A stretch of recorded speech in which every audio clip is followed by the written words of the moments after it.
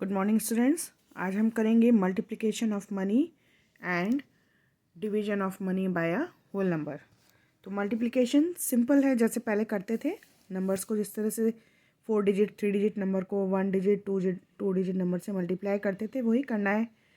Answer लिखते समय ध्यान रखना है कि जो नंबर हमें दिया है उसमें जितने प्लेस के बाद डेसिमल है, आंसर में भी उतनी प्लेस के बाद डेसिमल लगेगा। ठीक है, नॉर्मली आप पहले इसको मल्टीप्लाई कर लेंगे। जैसे यहाँ पर 16.50 लिखा है, इसको वैसे ही मल्टीप्लाई करेंगे जैसे हम 1650 को करते हैं। ओके, आंसर आया 4950। अब जब क्वेश्चन में यहाँ इस नंबर में 0.2 डिजिट के बाद है, ऐसे ही आंसर में 0.2 डिजिट के बाद लगाएंगे। बस इतना ध्यान रखना है मल्टीप्लिकेशन में।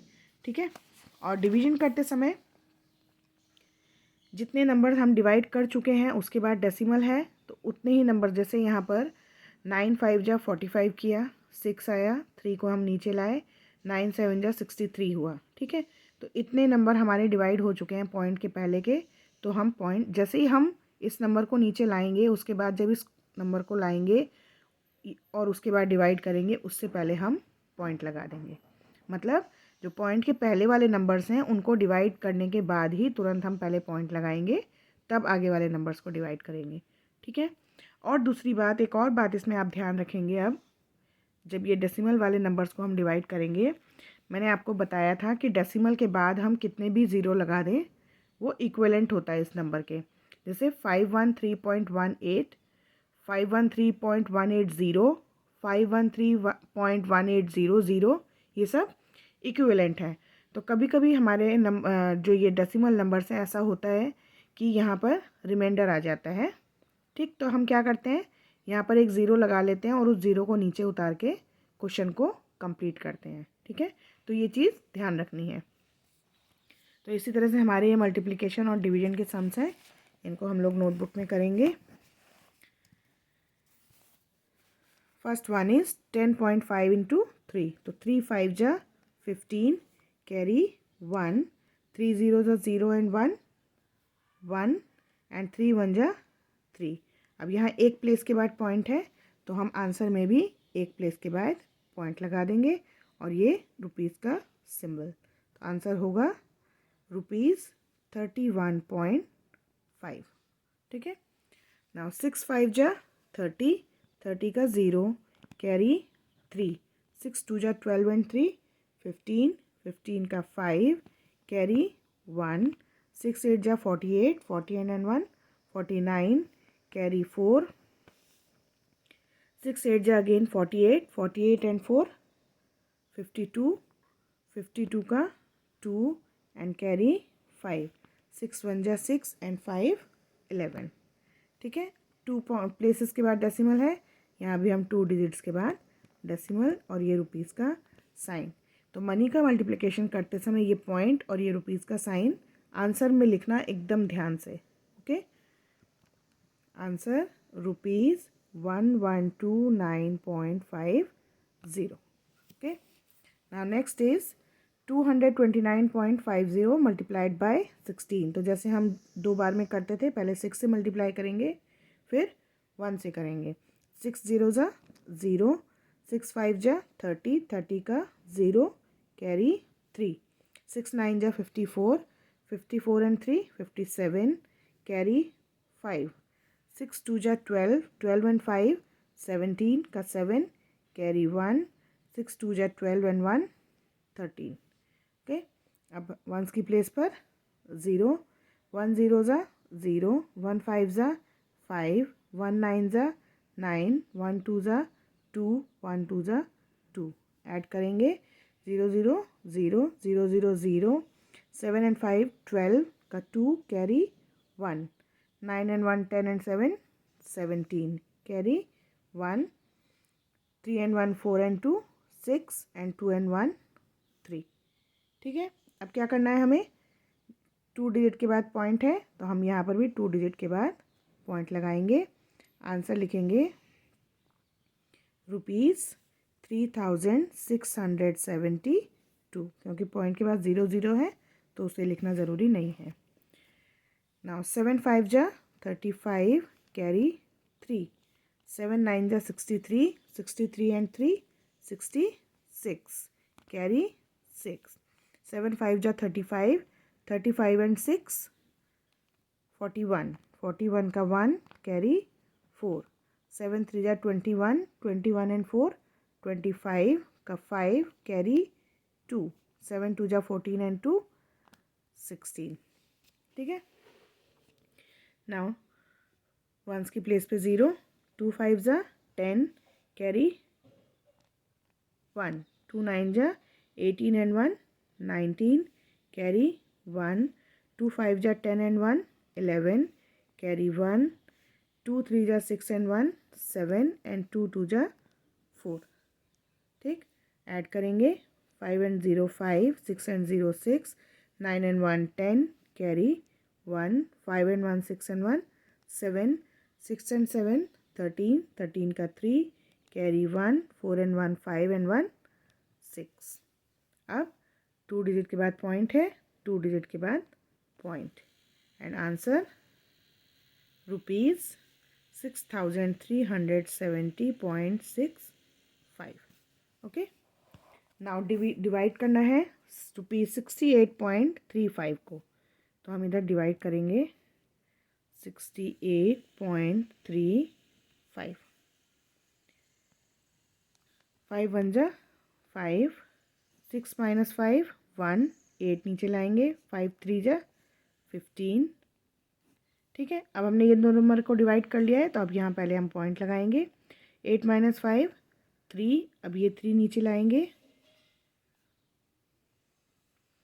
5 6 जा 30, ये 3 एंड ये 5 नीचे आएगा. 5 7 जा सॉरी ये 5 नीचे आएगा तो हो गया 35 एंड 5 7 जा 35. ठीक है. आंसर क्या होगा? ₹13.67. ओके. Now B part. 8 से डिवाइड करना है हमें 785.16. 7 छोटा है. 78 को देखेंगे. 8 9 जा 72. ठीक. 78 minus 72 6. ये 5 नीचे लाएंगे, हो गया 65. 8 8 जा 64. ठीक है. 5 minus 4 1. अब यहाँ पॉइंट आ गया है, पहले हम यहाँ पॉइंट लगाएंगे. अब ये 1 नीचे आएगा. नाउ 8 1 जा 8. 11 minus 8 3. ये 6 नीचे लाएंगे, हुआ 36. 8 4 जा 32. 6 minus 2 4. अब देखिए यहाँ 4 रह गया रिमाइंडर. यहाँ पे नंबर हमारे पास नहीं है, तो हम क्या करेंगे, क्योंकि यहाँ पॉइंट लगा हुआ है तो हम यहाँ पर 0 लगा सकते हैं. ठीक है. और ये 0 हम यहाँ भी पुट कर सकते हैं. इसकी वैल्यू में कोई अंतर नहीं आएगा, क्योंकि पॉइंट के बाद हम कितने भी 0 लगाएं ये नंबर की वैल्यू सेम रहेगी. अब हम इसको डिवाइड कर लेंगे, तो 8 5 जा 40. ठीक है. आंसर इसका लिखेंगे ₹98.145. ठीक है. Now C part. 11 से डिवाइड करेंगे 985.16 को. 11 9 जा नहीं हुआ. 11 8 जा 88. बचा 10. अब ये 5 नीचे आएगा. देन 11 9 जा 99. 105 में से 99 माइनस होगा तो क्या आएगा 6. अब यहाँ पॉइंट आ गया, तो हम यहाँ पहले पॉइंट लगाएंगे. अब ये 1 नीचे आएगा 61.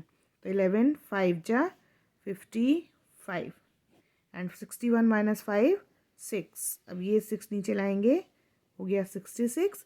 11 6 जा 66 एंड ये 0. आंसर होगा ₹89.56. Okay. Now question number 3. Sunny has ₹45.60. If he spends ₹5.10 a day over the next 7 days, how much money will he be left with him at the end of 7 days। तो question का मतलब क्या है कि सनी के पास 45 rupees 60 पैसे हैं। If he spends rupees 5.10 a day over the next 7 days, अगर वो नेक्स्ट 7 days तक रोज़, a day over the next 7 days means अगले 7 दिनों तक 5 रुपीज़ 10 पैसा खर्च करता रहेगा, तो 7 डे जब ख़त्म हो जाएंगे, एंड ऑफ 7 days, उसके पास कितना मनी बचेगा। तो क्या करेंगे हम, पहले तो हम देखेंगे कि 7 days में वो कितना मनी खर्च करेगा। उसके लिए ये जो मनी है इसको हम 7 से मल्टीप्लाई करेंगे। जो आंसर हमारे पास आएगा उसमें उसको हम इस टोटल मनी में से माइनस कर देंगे। ठीक है, तो total money Sunny has is equal to rupees 45.60। ठीक है, now money spent in a day is equal to rupees 5.10। Therefore, money spent in 7 days is equal to rupees 5.10 into 7। 7 zeros are 0, 7 1 जा 7.75 जा 35। ठीक है, तो 7 days में उसने कितना मनी खर्च किया, 35 रुपीज़ 70 पैसा। Now money left with him is equal to rupees 45.60 minus rupees 35.70। अब इसमें से इसको माइनस करेंगे, rupees 45.60 minus rupees 35.70। 0 minus 0 0, 6 minus 7 नहीं होगा, इधर से बोरो लेंगे, ये रहेगा 4, ये बन जाएगा 16। 16 माइनस 7 9, 4 माइनस 5 नहीं होगा, इधर से बोरो लेंगे, ये बनेगा 14 और ये रह जाएगा 0। 14 माइनस 5 9। ठीक, तो कितने रुपीज़ बचे उसके, 9 रुपीज़ 90 पैसे। ठीक, आंसर लिखेंगे rupees 9.90 is left with him. ठीक है, अब एक क्वेश्चन और कर लेते हैं। To treat her friends, Alka took them to a fast food corner. She ordered 5 burgers for rupees 25.75 each and 6 pastries for rupees 15.45 each, 45 each. What was the total amount paid by her? अपनी friends को treat देने के लिए अलका उनको एक fast food corner पे ले जाती है और वहाँ पर 5 बर्गर्स ऑर्डर करती है। एक बर्गर का कॉस्ट है 25 रुपीज़ 75 पैसा। 6 पेस्ट्रीज़ ऑर्डर करती है और एक पेस्ट्री का कॉस्ट है 15 रुपीज़ 45 पैसा। तो what was the total amount paid by हर। तो इतना ऑर्डर करने के बाद उसको कितना मनी या कितना अमाउंट टोटल उसको पे करना पड़ा है, ये हमें फाइंड आउट करना है। तो पहले हम 5 बर्गर्स का कॉस्ट फाइंड आउट करेंगे, फिर 6 पेस्ट्रीज़ का कॉस्ट फाइंड आउट करेंगे, फिर उन दोनों को ऐड कर देंगे। Cost of 1 burger is equal to rupees 25.75। Therefore, cost of 5 burgers is equal to rupees 25.75 multiplied by 5। अब इसको मल्टीप्लाई करते हैं, 5 5 जा 25। चाहे तो इसको रफ में भी आप मल्टीप्लाई कर सकते हैं, मिस्टेक्स ना हो। ठीक है, तो हम इसको यहाँ पर मल्टीप्लाई करके देख लेते हैं। 25.75 इंटू 5, 5 5 जा 25, कैरी 2, 5 7 जा 35 एंड 2 37, कैरी 3, 5 जा 25 एंड 3 28, कैरी 2, 5 2 जा 10 एंड 2 12 एंड 2 प्लेस के बाद डेसिमल यहाँ भी, तो रुपीज़ 128.75। ये तो बर्गर का कॉस्ट हो गया। Now cost of 1 pastry is equal to, एक पेस्ट्री का कॉस्ट कितना है 15 रुपीज़ 45 पैसा, रुपीज़ 15 45 पैसा। Therefore cost of 6 pastries is equal to rupees 15.45 multiplied by 6। इसको भी हम यहाँ मल्टीप्लाई कर लेंगे, 15.45 मल्टीप्लाइड बाय 6, 6 5 जा 30, 6 4 जा 24 एंड 3 27, 6 5 जा 30 एंड 2 32, 6 1 जा 6 एंड 3 9। इट मीन्स 92 रुपीज़ 70 पैसा, रुपीज़ 92 एंड 70 पैसा। ठीक है, ये दोनों की कॉस्ट हमें पता चल गई। Now therefore total amount is equal to rupees 128.75 plus rupees 92.70। अब इन दोनों को ऐड कर लेंगे, rupees 128.75 and rupees 92.70। 5 and 0 5, 7 and 7 14, carry 1, 8 and 2 10 and 1 11, carry 1, 9 and 1 10 and 2 12, carry 1 1 and 1 2। ठीक, टोटल अमाउंट उसने कितना खर्च किया, रुपीज़ 221.45।